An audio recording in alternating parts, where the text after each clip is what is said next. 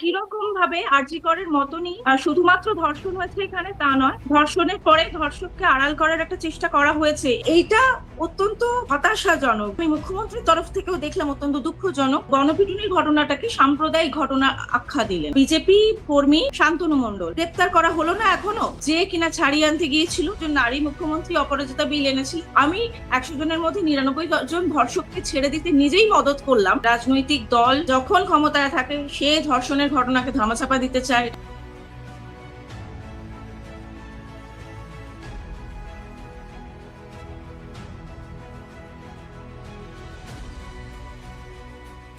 একই রকম ভাবে আরজি করের মতনই শুধুমাত্র ধর্ষণ হয়েছে এখানে তা নয়, ধর্ষণের পরে ধর্ষককে আড়াল করার একটা চেষ্টা করা হয়েছে, এই অভিযোগটা আমরা পাচ্ছি সংবাদ মাধ্যমগুলো থেকে, বড় সংবাদ মাধ্যমগুলো থেকে যতটা পাচ্ছি। লোকাল যে নিউজগুলো, নিউজ পোর্টালগুলো বা ধরা যাক লোকাল মানুষের ইউটিউব ভিডিও থেকে একটা খবর আমরা পাচ্ছি যে একজন বিজেপি কর্মী, তার নাম কি সামথিং মন্ডল, শান্তনু মন্ডল, সে ওই যারা প্রথমে প্রাথমিকভাবে ধৃত হয়েছিল তাদের মধ্যে কাউকে ছাড়িয়ে আনতে গিয়েছিল বা ছাড়িয়ে নিয়ে এসেছিল পুলিশ ক্যাম্প থেকে। তাতে সাধারণ মানুষের ক্ষোভ আরো বেড়ে যায় এবং তারপরে গণধোলাইয়ের ঘটনা ঘটে। তো গণধোলাইটা যদিও অত্যন্ত দুঃখজনক, ন্যাক্কারজনক, সেটা আমরা সমর্থন করছি না, কিন্তু অ্যাট দ্য সেম টাইম আগের আমলেও যেমন ভাবে ধর্ষককে আড়াল করার চেষ্টা, ধর্ষণের ঘটনা ধামাচাপা দেওয়ার চেষ্টা করা হয়েছিল, এই আমলেও কিন্তু আমরা দেখলাম যে একইভাবে সেই ঘটনাও ঘটছে। তো এইটা অত্যন্ত মানে হতাশাজনক যে এত আন্দোলন, এত রাত দখলের পরে সেই ধর্ষণ তো ঘটছেই। আমরা জানি যে ধর্ষণ এত সহজে নির্মূল করা যায় না সমাজ থেকে। আমরা এখনো চেষ্টা চালিয়ে যাব, যুগের পর যুগ ধরে, প্রজন্মের পর প্রজন্ম ধরে এই আন্দোলন চলবে। কিন্তু এত সাহস, এত দুঃসাহস যে ওই রাত দখলের এত বড় আন্দোলনের পরেও, এত দীর্ঘদিনের অভয় আন্দোলনের পরেও নতুন সরকার এলো, তারা ধর্ষণের একটা ঘটনাকে সামনে রেখে সেটাকে আমি বলবো কাইন্ড অফ এক্সপ্লয়েট করেই এলো, এবং তারপরে তাদের দলের কর্মী আবার যাচ্ছে ধর্ষককে বা ধর্ষকদের মদতদারদের ছাড়িয়ে আনতে। এটা একটা প্রচন্ড দুঃসাহস। আমরা আশা করছি যে যারা ধর্ষণ করেছে তাদের যেমন শাস্তি হবে, একই রকম ভাবে এই যারা ধামাচাপা দেওয়ার চেষ্টা করেছিল, যে পুলিশ ছেড়ে দিয়েছিল প্রাথমিকভাবে, যে নেতা ছাড়িয়ে আনতে গিয়েছিল, তাদেরও কিন্তু একই রকম ভাবে যেন শাস্তি হয়।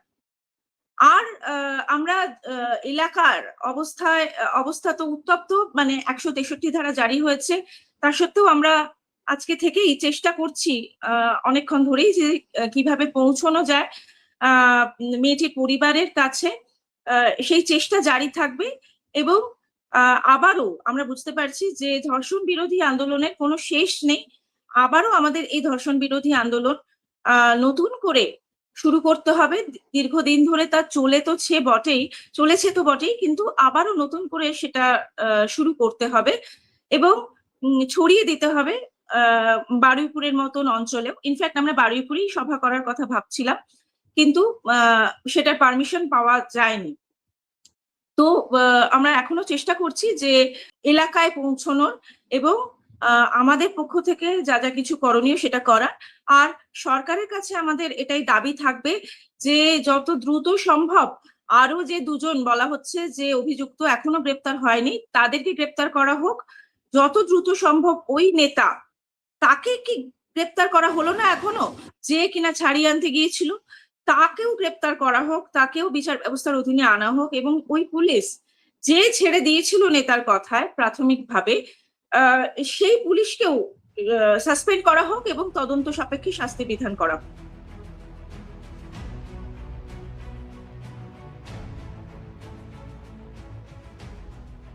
না, আইন কঠোর করার থেকেও আমরা প্রথম থেকেই, রাত দখল আন্দোলনের প্রথম থেকেই কিন্তু আইনকে আরো কঠোর করা, তারপরে আরো কঠোর করা, এইসবের এই সমস্ত কি বলবো একটা পুরুষালী একটা শক্তি প্রদর্শন ছাড়া এর মাধ্যমে কিছু হয় বলে আমাদের মনে হয় না। এই যে ভাষা, এই যে এনকাউন্টার করে দেব, বা এই যে শুভেন্দু বলেছিলেন সকালে ধরবো বিকেলে খরচা করে দেব, এই ধরনের ভাষা একটা পুরুষালী আস্ফালন।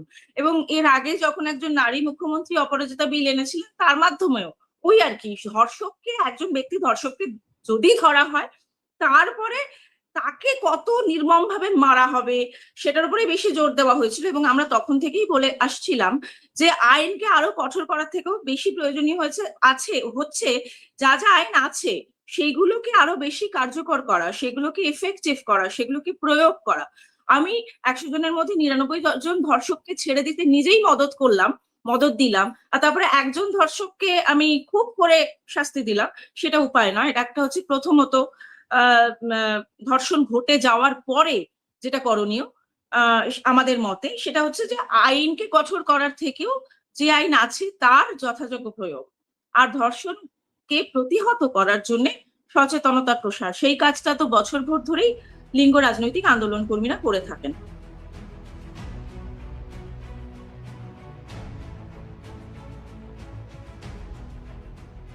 দ্রুত গ্রেপ্তার তো আরজি কর কাণ্ডেও একজন দ্রুত গ্রেপ্তার হয়েছিল, এবং পরবর্তীকালে এটাই প্রমাণ করা হয়েছিল যে সেই একমাত্র অপরাধী এত বড় একটা নৃশংস ঘটনা।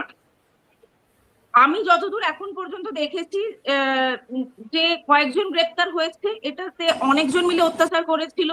কেউ কেউ আছে যারা অত্যাচার না করলেও তাতে মদত দিয়েছিল, বা তারা তারা দেখেছে ঘটনাটা ঘটতে কিন্তু চুপ থেকেছিল। এই যে পুরো র্যাকেটটা, এদেরকে ধরা দরকার, এদের সবাইকে ধরা দরকার। আমি যতদূর এখন পর্যন্ত খবর পেয়েছি সবাই ধরা পড়েনি। সুতরাং প্রশাসন সার্বিক ব্যবস্থা নিয়েছে, এটা তো বলা যায় না গ্রেপ্তারের ক্ষেত্রেও। তারপরে আসছে শাস্তি বিধানের তো এখনো অনেক বাকি আছে, মানে শাস্তি বিধানের তো প্রক্রিয়াই শুরু হয়নি এখনো। আমরা চাইবো যে দ্রুত শাস্তি বিধান।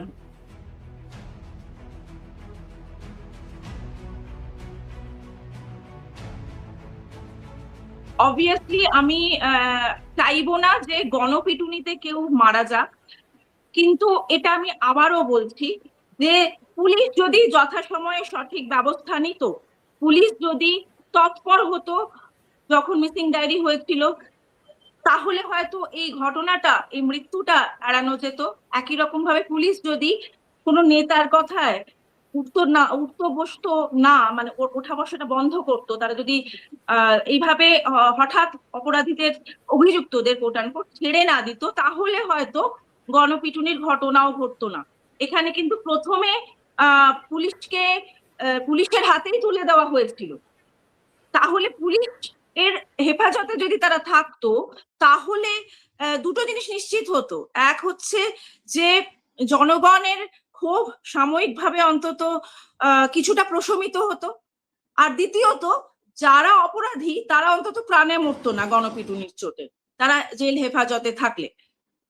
আমি তো বলবো যে যারা আইন এর সাথে যুক্ত, পুলিশ প্রশাসন, নেতা ইত্যাদি, তারাই এক্ষেত্রে গণপিটুনির ঘটনাটাকে পারপিট্রেট করেছেন। তারা যদি আইনকে আইনের পথে চলতে দিতেন, তাহলে এই গণপিটুনির ঘটনাটা ঘটতো না।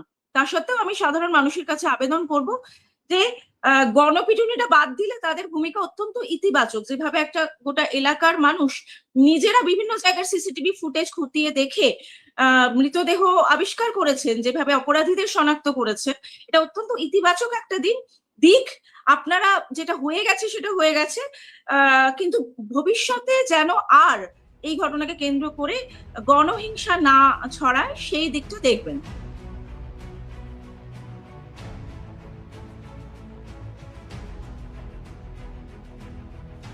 একদমই রাজনৈতিক দলগুলোর চাপানুতরে অবভিয়াসলি তার এই প্রকৃত বিচারটা আড়ালেই চলে যায়, যে কারণে আমরা একটি লিঙ্গ আর রাজনৈতিক আন্দোলনের মঞ্চকে অদলীয় রাখতে চাই। অরাজনৈতিক নয়, কিন্তু অদলীয় রাখতে চাই। এটা তো আমরা বারবারই বলেছি যে যে রাজনৈতিক দল ক্ষমতায় থাকে, যখন ক্ষমতায় থাকে, সে ধর্ষণের ঘটনাকে ধামাচাপা দিতে চায়, এটা প্রমাণিত বারবার।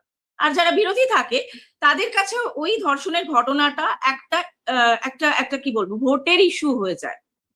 তো সেটা অভয়ার ক্ষেত্রেও হয়েছে, ভোটের ইস্যুতে পরিণত করা হয়েছে সেটাকে। লিঙ্গ রাজনৈতিক আন্দোলনকে জোর করে পিছনের সারিতে ঠেলে দেওয়া হয়েছে।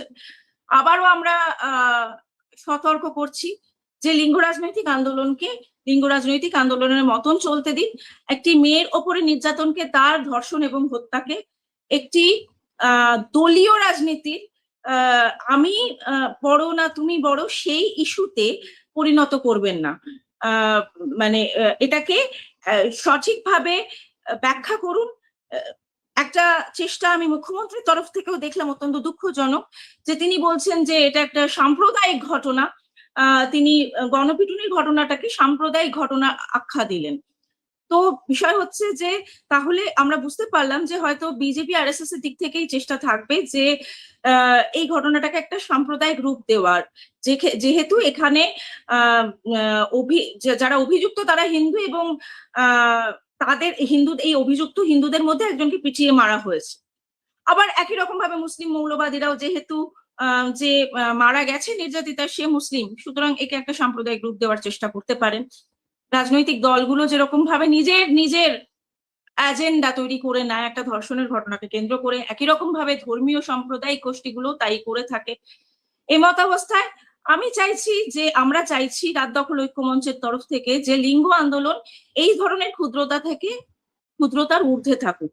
রাজনৈতিক চাপানুতোর, ধর্মীয় সাম্প্রদায়িক চাপানুতোরের থেকেও অনেক বেশি বড়, অনেক বেশি গভীর এই সামাজিক অসুখ যার নাম ধর্ষণ। 5-এ পা দিল ইনস্ক্রিপ্ট। এই 5 বছরে আমরা আমাদের সাধ্যমতো শ্রম, নিষ্ঠা এবং সাহসে ভর করে চালিয়ে গেছি আমাদের সাংবাদিকতা। এক্সিট পোলের মিথ্যাচার ফাঁস করেছি আমরা। গিগ শ্রমিক, পরিযায়ী শ্রমিকদের কথা বারবার তুলে ধরেছি আমরা। প্যালেস্টাইন, বাংলাদেশ নিয়ে কথা বলেছি আমরা। বাংলাদেশের শাটডাউনের দিনগুলিতে প্রবাসী বাঙালিদের তাদের পরিবার পরিজনের খবর দিয়েছি আমরা। নাগরিক সাংবাদিকতা চালিয়ে যেতে গেলে চাই নাগরিকদের প্রত্যক্ষ অংশগ্রহণ। তাই আমরা ডোনেশন ব্যবস্থা চালু করেছি। স্ক্রিনে দেওয়া এই কিউআর কোডে আপনারা আমাদের যে কোনো অঙ্কের মূল্য পাঠাতে পারেন। আপনাদের অনুদান আমাদের নিজেদের কাজ এগিয়ে নিয়ে যেতে সাহায্য করবে।